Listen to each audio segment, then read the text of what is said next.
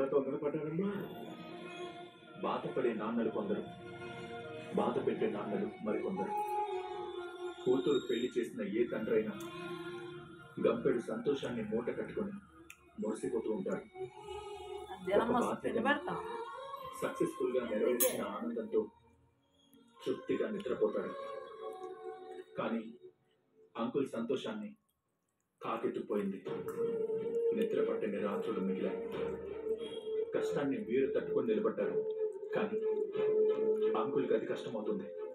మీద పడ్డ వయసు ఏం చేయాలో తెలియని అయోమయం త్వరగా తేరుకొనిపోవు. టైం పడుతుంది. కూతురి గురించి కన్న కలలుగానే మిగిలిపోతే ఏ తండ్రికైనా భరించడం కష్టమే.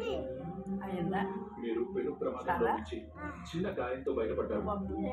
ఒక విధంగా అదృష్టవంతులు. మీ పెదాల మీద కనిపించే నవ్వే